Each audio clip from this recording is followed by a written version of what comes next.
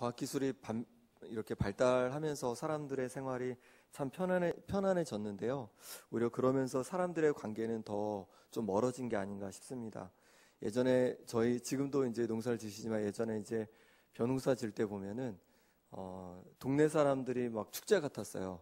그래서 동네 아저씨들, 아주머니들 다 함께 모여서 이렇게 같이 모를 심고 막 노래 부르시면서 모를 심고, 그래서 그리고 음식도 막 먹고 하면서 너무 잔치 같았습니다. 우리 집 모를 심고 나면 이제 옆집에 또 가서 모를 심고, 그렇게 해서 참 재밌는 모습을 봤는데, 행복한 모습을 봤는데, 요즘에는 어떻게 하냐면 이제 굉장히 쉽습니다. 그 기계 가지고 있는 그 동네 아저씨 전화해가지고 이제 얘기만 하면 혼자서 한 반나절이면 이제 다 모를 심습니다. 별로 사람들의 도움이 많이 필요하지가 않습니다. 또 요즘에 보면 이제 핸드폰이 굉장히 많이 거의 다 사용하시고 이제 스마트폰으로 거의 사용하시는데, 예전에는 이제 그 청소년들 이제 게임 중독 또 핸드폰 중독 이걸 많이 걱정했습니다. 그런데 이제는 이게 청소년들만의 문제가 아닌 것 같습니다. 어른들, 할아버지 할머니들까지도 핸드폰을 얼마나 잘 사용하시는지 모릅니다. 그래서 검색도 자주 하시고 또 SNS로 각종 이제 서로 이제 사진도 주고 받으시고 게임도 하시고 여러 가지 사용합니다. 그래서 보니까 하루에 그 성인분들이 한 3시간 정도 이 핸드폰을 가지고 사용한다고 합니다. 요즘엔 그래서 그 핸드폰 사용을 제한하는 그런 앱들도 막 나오는 것을 보게 됩니다. 이렇게 사람들이 기술 문명이 발달하고 또 여러 가지 기기들이 더 편해지면서 오히려 예전보다 더 개인화되고 또 많이 외로워진 것 같습니다. 이렇게 점점 서로 간에 연결되어지는 다리가 끊어지는 것 같고 고립되어 가는 지금의 시대에 본문에서는 의미 있는 한 단어를 우리에게 말씀해주고 있는데요. 바로 11절에 등장하는 권면하고라는 말입니다. 이 권면하다는 말은 원어로 보면 파라칼레오라는 건데요. 파라는 곁에, 옆에라는 뜻이고 칼레오는 부른다는 뜻입니다. 그러니까 합쳐버리면 뭘까요? 곁으로 부른다는 겁니다. 저 멀리 있는 사람을 좀 일로 와봐, 여기 좀 앉아봐, 곁에 불러서 앉혀가지고 뭔가 이야기를 나눈 겁니다. 그럼 무슨 이야기를 할까요? 옆에 불러서 뭘 권면하기도 하고 또 위로하기도 하고 또 용기도 북돋아주고, 이런 의미가 이제 이 단어에 있는 겁니다. 힘을 북돋아주고 격려해주는 것을 의미합니다. 서로 관심 없이 멀어지고 떨어져 있는 사람들을 불러서 다리를 만들고 서로 좋은 영향을 주고받는 것을 말한다고 할 수 있습니다. 그럼 이런 격려가 우리에게 왜 필요하겠습니까? 전도서 4장 9절에 보니까 이렇게 말씀합니다. 두 사람이 한 사람보다 나음은 그들이 수고함으로 좋은 상을 얻을 것임이라. 혹시 그들이 넘어지면 하나가 그 동물을 붙들어 일으키려니와 홀로 있어 넘어지고 붙들어 일으킬 자가 없는 자에게는 화가 있으리라. 아멘. 쓰러져 내 힘으로 일어날 힘이 없을 때 누군가 도와줄 사람이 없다면 정말 낭패인 것입니다. 누군가 옆에서 도와줄 사람이 있을 때 우리는 그 사람을 통해서 붙들고 다시금 일어날 수 있는 겁니다. 이처럼 누군가 나를 붙들어줄 동무가 있다는 것은 내게 큰 유익이 됩니다. 격려는요, 동무가 쓰러지기 전에 용기를 북돋아 주는 것을 말합니다. 쓰러진 사람들을 일으켜 세우는 것도 중요합니다. 하지만 열심히 하고 있는 대다수의 사람들을 지속적으로 격려해 주는 것이 참으로 의미가 있습니다. 그것을 통해서 쓰러지지 않고 계속 앞으로 나아갈 수 있기 때문에 그렇습니다. 이건 교회 지체뿐만 아니라 우리 자녀들, 또 배우자, 직장 동료들도 마찬가지입니다. 무너진 것을 다시 일으키는 것은 굉장히 많은 노력이 필요합니다. 하지만 지속적으로 무너지지 않도록 조금씩이라도 돕는다면 그것을 통해서 조금의 수고로 지속성을 가질 수 있게 됩니다. 아무리 좋은 차를 사도 주기적으로 관리해주지 않으면 많은 비용을 지불하거나 폐차를 해야 합니다. 차에서 엔진 오일은 한 5,000km마다 보통 이제 교체하게 되어 있습니다. 그때 에어 필터도 같이 이제 갈게 되는데요. 에어 필터를 갈지 않으면 어떤 문제가 생기냐면요. 이게 엔진으로 유입되는 공기에 그 포함된 미세한 먼지를 걸러주는 역할을 한다고 합니다. 그런데 주기적으로 교체해주지 않으면 거기에 많은 먼지가 쌓이게 되고 공기가 충분히 엔진에 유입되지 못하게 됩니다. 그러면 공기가 부족해서 엔진이 이제 매연도 나고 또 불완전 연소가 되어서 연비도 저하되고 또 결국은 엔진의 수명이 단축된다고 합니다. 우리 신앙인들도 마찬가지입니다. 지속적인 격려가 필요합니다. 지속적으로 격려를 받을 때 신앙이 잘 자랄 수 있습니다. 지속적인 격려로 말미암아 우리도 영적으로 성장하고 다른 사람도 성장하도록 도울 수 있습니다. KT 데이비스라는 분이 있는데요. 엄마라고 불러도 돼요. 또 최근에는 올해 나온 책은 그래도 소망, 이런 책을 냈습니다. 그녀는 2006년에 고등학교 시절에 우간다를 3주간 방문했습니다. 그곳에서 욕심없고 소박한 사람들, 또 스스럼 없이 다가오는 사람들, 열렬히 사랑하고 열심히 살아가는 사람들을 만났습니다. 하나님께서 그녀에게 그곳에 대한 마음을 주셨고 이 어린 소녀는 그 부르심에 예라고 응답했습니다. 특별히 한 아이가 그녀를 향해서 엄마라고 부른 것이 계기가 되어서 아이들을 입양할 마음을 먹게 된 것입니다. 그리고 그리스도의 진리라는 뜻을 가진 아마지마라는 단체를 세워서 13명의 아이를 입양하여서 그들을 섬기게 되었습니다. 그녀의 나이 몇 살 때 이게 시작된 것이냐면 19살 때 이런 일을 한 겁니다. 대학교를 가야 되는데 좋은 대학교 갈 수 있었지만 대학교도 포기하고 아주 좋은 집안에 살았지만 그거 편안한 생활 다 그렇게 마다하고 그렇게 아이들을 섬기기 시작한 겁니다. 젊은 나이에 아주 어린 나이였죠. 어린 나이에 우간다라는 낯선 땅에서 어떻게 이런 귀한 사역을 할 수 있었을까요? 그녀는 가족들의 사랑과 격려가 없었다면 지금처럼 살 수 없었을 것이라고 고백합니다. 그럼 가족들이 그녀를 어떻게 격려해 주었을까요? 부모님과 오빠가 1년에 한 번은 꼭 그녀를 보러 와서 격려해 주었고 또 어머니는 우간다에서 많은 시간을 함께 보내주었다고 합니다. 또한 오지 못할 때는 자주 전화로 연락하고 매일 문자를 그녀에게 보내서 여전히 가족들이 사랑하고 후원하고 기도하고 있음을 알려주었다고 합니다. 이런 지속적인 격려와 위로가 지금의 KT를 있게 했습니다. KT는 가족들의 위로와 격려로 우간다의 어린 영혼들을 위로하고 격려하는 엄마가 될 수 있었습니다. 13명의 아이를 입양했고 또 이제 한 아이를 또 결혼해서 낳아서 14명의 아이를 두고 있고 지금도 NGO 단체를 설립해서 400여 명의 아이들을 여전히 섬기고 있다고 합니다. 우리에게도 격려자가 필요합니다.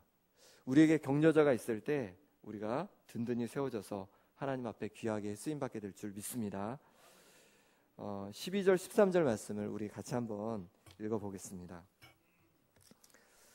형제들아 우리가 너희에게 구하노니 너희 가운데서 수고하고 주 안에서 너희를 다스리며 권하는 자들을 너희가 알고 그들의 역사로 말미암아 사랑 안에서 가장 귀히 여기며 너희끼리 화목하라. 아멘. 우리에게도 지속적인 격려자가 필요합니다. 그러게 우리를 격려하는 자들을 가장 귀하게 여기라고 말씀하고 있습니다.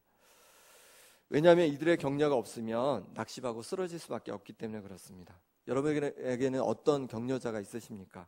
목사님이실 수도 있고 또 장로님, 또 권사님, 집사님 혹은 셀리더가 나의 격려자일 수도 있습니다. 또 친한 친구 혹은 가족 또 신앙의 선배, 후배가 될 수 있겠습니다.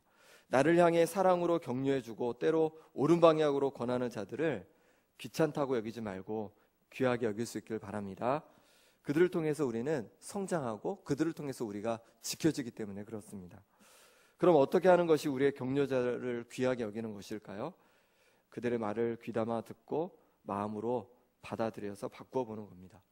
모세가 출애굽을 한 후에 홍해를 건너 광야에 들어서게 되었습니다.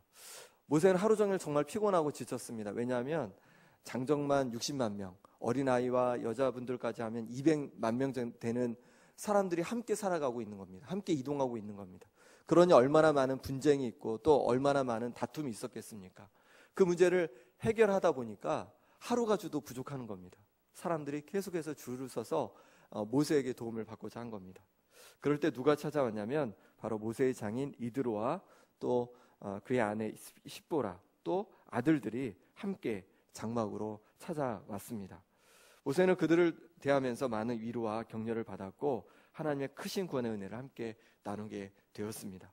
그 다음날 이드로는 모세가 재판을 하느라 하루 종일 고생하는 모습을 보고서 어떤 지혜를 주었냐면 천부장, 백부장, 50부장, 10부장 조장을 세워서 그들로 먼저 그 재판을 하게 하고 처리하지 못하는 것만 처리하면 훨씬 수월할 거다라고 이렇게 권했습니다. 모세는 이것을 받아들였고 광야 생활 가운데 그나마 여유를 가질 수 있게 되었습니다. 우리에게 격려의 말을 해주는 이들을 귀히 여기는 우리 성도님들 되시기 바랍니다. 그럴 때 우리 삶이 더욱 풍성해지고 우리 신앙이 더욱더 풍성해질 줄 믿습니다. 이처럼 우리는 격려자를 귀하게 여길 뿐만 아니라 우리가 또한 격려자가 되어야겠습니다. 14절 말씀을 같이 한번 읽어보겠습니다. 시작.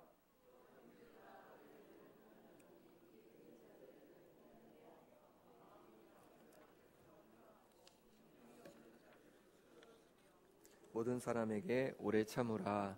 아멘. 내게 격려자가 필요하듯이 다른 사람에게도 격려자가 필요합니다. 사람에게 있어 격려자가 없다는 것은 굉장한 불행입니다. 폴 틸리라는 신학자가 있습니다. 독일에서 태어났는데요. 굉장히 똑똑해서 철학과 신학에서 아주 두각을 나타낸 그런 신학자입니다. 그런데 그런데 나치 정권의 박해로 인해서 교수직을 박탈당하고 미국의 유니온 신학교에서 학생들을 가르치게 되었습니다. 그가 부임했을 때 학생들은 막 웃기 시작하는 거, 강의만 하면 막 웃기 시작하는 겁니다. 바로 그의 독일식 영어 발음 때문에. 또 이제 영어를 막 한 지가 얼마 안 되니까 굉장히 서툴러서 학생들이 이 폴 틸리의 강의를 들을 때마다 많이 웃었습니다. 폴 틸리는 그 일로 인해서 굉장히 의기소침해졌습니다. 강의실에 들어가는 것이 싫을 정도였습니다. 학생들의 명랑한 웃음소리가 자기를 비우는 것처럼 들렸기 때문에 그렇습니다. 강의 시간마다 고역이었고 견디기가 너무 힘들었습니다. 그러던 어느 날 자신의 연구실 문 앞에 꽂혀있는 예쁜 카드 한 장을 받게 됩니다. 그 내용은 이렇습니다. 사랑하는 틸리 선생님, 우리 모두는 선생님을 사랑합니다. 우리 모두는 선생님을 존경합니다. 우리가 수업 시간에 가끔 웃는 것은 선생님의 강의 때문이 아니라 다만 선생님의 발음이 낯설어서 웃는 것입니다. 우린 선생님을 사랑합니다. 그리고 진정으로 존경합니다. 틸리 선생님 힘내세요. 그 당시 틸리 교수는 47세였습니다. 엄격한 독일식 교육을 받았고 굉장히 이지적인 조직신학 교수였습니다. 또 185cm나 되는 거구였다고 합니다. 그런데 그가 이 카드를 받고 나서 책상에 엎드려서 어깨를 들썩이며 울었습니다. 그리고 나중에 자신의 설교에서 이렇게 고백했습니다. 나는 그날 그 카드를 받고 울었습니다. 깊이 위로받은 감사의 눈물이었습니다. 이름을 밝히지 않은 그 한 학생의 인정과 그 한 학생의 관심이 몹시 침체되어 있던 내 영혼에 놀라운 용기를 주었습니다. 분출하는 생명력을 회복시켜 주었습니다. 너무 고맙고 너무너무 고마워서 울었습니다. 그는 그 후 영어 실력이 많이 늘어서 신학, 또 심리학, 문학, 철학 등 해박한 학식으로 학생들을 가르칠 수 있었고 그 해박하고 또 창의력 있는 강의를 통해서 많은 학생들이 감동을 받게 되었습니다. 당연히 유니온 신학교의 스타가 되었다고 합니다. 겉으로 보기엔 모두 행복한 듯이 보여도 사람은 모두 외로움이 있습니다. 격려가 필요 없는 사람은 한 사람도 없습니다. 나의 작은 관심과 사랑이 지금 외롭고 또 침체되어 있는 한 사람을 살릴 수 있습니다. 하나님께서는 우리가 좋은 격려자가 되기를 원하십니다. 무엇으로 사람들을 권면하고 붙들어 줄 수 있겠습니까? 무엇보다도 기도가 큰 힘이 됩니다. 목회를 하면서 때로 어렵고 힘들 때가 많이 있었습니다. 그럴 때마다 부모님의 기도가 늘 제게 큰 격려가 되었습니다. 지금도 시골 이제 집에 가면요, 뭐 가족들이 막 저희 형제들이 막 모여 있거나 많이 모여 있던 어쨌든 기도하시면 식사 때마다 기도하시는데 1번으로 기도하는 거는 저를 위한 기도입니다. 아들 목사님 말씀 잘 전하시고 말씀에 능력 주시고 성도들 잘 섬길 수 있도록 은혜 주시라고 능력 주시라고 그 기도를 가장 처음으로 늘 해주십니다. 저는 이제 압니다. 그때만 하는 게 아니라 제가 갈 때만 하시는 게 아니라 매 끼 식사하실 때마다 이렇게 기도하고 계시는구나 하는 걸 저는 알고 있습니다. 그 기도가 제게 큰 격려가 됩니다. 우리가 연약한 자들을 위하여 기도하는 것이 정말로 큰 힘이 될 줄 믿습니다. 우리 자녀들을 위해서 또 주변에 연약하고 힘든 분들을 위해서 많이 기도해 주시기 바랍니다. 또 말씀이 격려가 됩니다. 우리 인간의 말은 한계가 있기 때문에 그렇습니다. 말씀으로 격려해 준다면 큰 힘을 얻게 됩니다. 제 아내가 저에게 이렇게 가끔 이렇게 격려의 문자를 보내줍니다. 말씀으로. 설교가 있을 때 특히 또 때로 뭔가 제 표정이 어두워 보이고 힘들어 보인다. 그러면 이제 말씀으로 저한테 이렇게 카톡이나 이렇게 문자로 보내줍니다. 그러면 제가 많이 힘이 나고 격려가 됩니다. 말씀으로 여러분 주변에 있는 사람들 또 자녀들에게도 많이 격려해 주시면 좋겠습니다. 그럴 때 그 격려로 말미암아 다시 일어날 줄 믿습니다. 격려함에 있어서 가장 중요한 것이 있는데요. 14절 마지막 부분에 보니까 이렇게 말씀합니다. 모든 사람에게 오래 참으라. 오래 참으라는 겁니다. 왜 바울은 격려를 말하면서 오래 참으라고 오래 참으라는 말로 마무리하고 있을까요? 왜냐하면 사람들이 잘 변하지 않기 때문에 그렇습니다. 우리가 나약한 사람들을 격려했는데 조금 있으면 또 어떻습니까? 금방 또 낙심해 있습니다. 권면하여서 좀 부조해지나 싶더니 다시 게으른 모습을 보게 되고 격려해서 다시 힘을 내는가 싶더니 금방 또 낙심해 있습니다. 그러면 우리는 어떻습니까? 우리도 낙심이 됩니다. 그래서 그만두고 싶은 생각이 들 때도 있습니다. 그런데 인내해야 한다 말씀하십니다. 그렇게 인내하면 우리 가운데 열매를 결실을 맺게 하실 줄 믿습니다. 아인슈타인은 고등학교 때 선생님으로부터 이 학생은 무슨 공부를 해도 성공할 가능성이 없습니다 라는 평가를 받았다고 합니다. 하지만 그의 어머니는 낙담해 있는 아이를 달래면서 아들아 너는 다른 아이와 다르다. 내가 다른 아이와 같다면 너는 결코 천재일 수 없다 라고 하면서 계속적으로 지속적으로 격려해 주었다고 합니다. 낙심할 때마다. 그럴 때 세계적인 물리학자가 되었습니다. 에디슨은요 초등학교 들어가서 선생님이 1 더하기 1은 2다 라는 말이 이해가 안 되는 거예요. 사과를 2개 가져와서 1 더하기 1은 2잖아 라고 가르쳐주면 이 에디슨은 어떻게 했냐면 밖에 나가서 진흙 2덩이를 가져갔다고 합니다. 선생님 보십시오. 1 더하기 1은 1입니다 라고 하면서 선생님한테 막 따졌다는 겁니다. 그러니까 이 선생님이 너무 기가 막힌 겁니다. 그래서 어머니를 불러서 이 아이는 머리가 썩은 아이입니다 라고 하면서 집으로 돌려 보냈다고 합니다. 초등학교에 들어간 지 정말 3개월 만에 농담이 아니라 정말 학교에서 쫓겨났습니다. 하지만 에디슨의 어머니는 에디슨을 계속 격려했고 에디슨은 세계에서 가장 많은 발명을 남긴 사람이 되었습니다. 1093개의 미국 특허가 에디슨 이름으로 등록되어 있다고 합니다. 갈라디아서 6장 9절에 이렇게 말합니다. 우리가 선을 행하되 낙심하지 말지니 포기하지 아니하면 때가 이름에 거두리라. 그러므로 우리가 기회 있는 대로 모든 이에게 착한 일을 하되 더욱 믿음의 가정들에게 할지니라. 우리가 포기하지 않고 격려할 때 우리의 가족이, 우리의 자녀들이 또 이 교회가 내가 머물러 있는 곳이 더욱 주님 기뻐하시는 곳으로 바뀌어가게 될 줄 믿습니다. 함께 기도하겠습니다.